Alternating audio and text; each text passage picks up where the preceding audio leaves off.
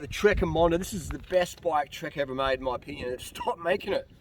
I think this bike is before its time, really. This is a 2015 Trek Monda ALR. They kept this bike going for about 5 years, 5 series of it, and then they killed it. This is the rim brake version. They've killed the rim brake bike. What I like about it, it's a bike of all trades. It's a race bike. I've raced on this bike. I did a 7-day stage race in Thailand on it. You can put 28mm tyres in it. You can put 25 race tyres in there.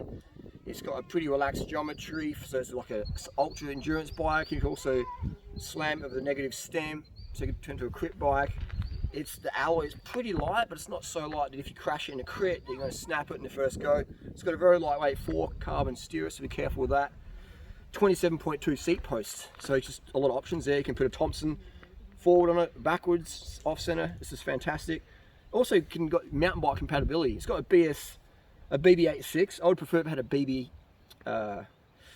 BSA, but can't have everything in life. Almost you can.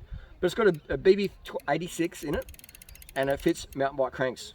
And it's got a clamp on round seat tube, which will fit any mountain bike derailleur, almost any.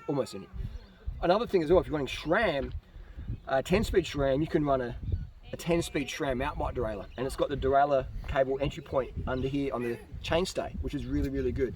So again, this bike, whoever designed this bike, apart from the bottom bracket, was really, really paying attention. You know, this is almost the most perfect bike made by any industry out there in terms of alloy. So it is very, very fantastic. So definitely the Trek Monda has a soft spot in my heart, and this is the bike I do recommend if you're new to road cycling. Find one of these. You can't get them brand new. Actually, you might on clearance. You might. If you can't, find one near new on secondhand market.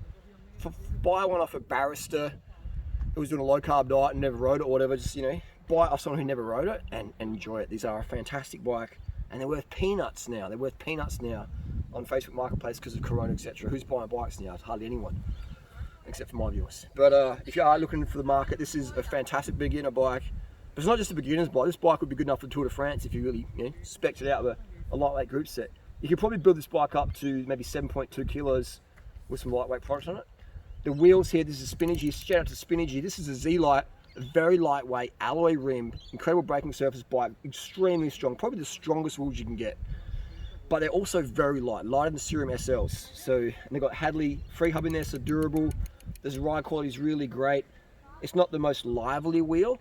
Like it rides, it just numbs out the vibrations so well. So it's probably not the best wheel for crits if you like to feel the edge, the razor's edge. But for ultra endurance riding, for touring, for stage racing, it's a great wheel set.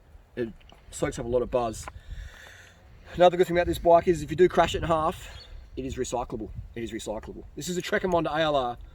This is my pick if you are a noob getting into cycling and you have a big budget, or even if you do have a big budget, but you just want the reliability of aluminium. You don't have to worry about carbon. Carbon is my favourite material because it's just, you can make it so light and you can tune it.